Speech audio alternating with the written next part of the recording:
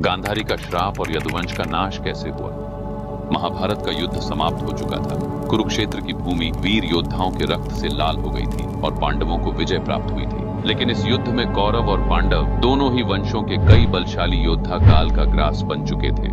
युद्ध खत्म होने के बाद जब भगवान श्री कृष्ण पांडवों के साथ हस्तिनापुर पहुंचे तो वहां धृतराष्ट्र और गांधारी अपने 100 पुत्रों की मृत्यु से अत्यंत दुखी थे।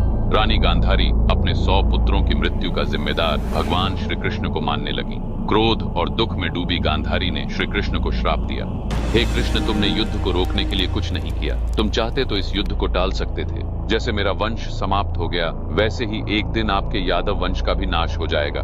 गांधारी के श्राप के बाद यादव वंश में धीरे धीरे कलह और अहंकार बढ़ने लगा। एक दिन सभी यादव समुद्र किनारे उत्सव मनाने इकट्ठे हुए। वहां उन्होंने मदिरा पान किया और छोटी छोटी बातों पर झगड़ने लगे और बात इतनी बढ़ गई कि उन्होंने एक दूसरे पर हथियार उठा लिए। उस दिन यादवों ने एक दूसरे को मार डाला। गांधारी का श्राप सत्य हो चुका था और यादव वंश का अंत हो गया। यादव वंश के विनाश के बाद भगवान श्री कृष्ण जंगल में चले गए और एक पीपल के पेड़ के नीचे ध्यानमग्न होकर लेट गए। उसी समय एक बहेलिया जिसका नाम जरा था वहां से गुजरा।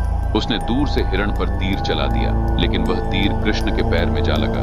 बहेलिया वहां दौड़ा दौड़ा आया और जब उसने देखा कि उसने गलती से भगवान श्री कृष्ण को तीर मार दिया है तो वह घबरा गया। श्री कृष्ण ने बहेलिया को शांत किया और कहा, डरो मत, यह सब मेरे कर्मों का चक्र है। तुम वही हो जो त्रेता युग में बाली थे। उस समय मैं राम था और मैंने छिपकर तुम्हें तीर मारा था। अब उसी चक्र को पूरा करने का समय आ गया है।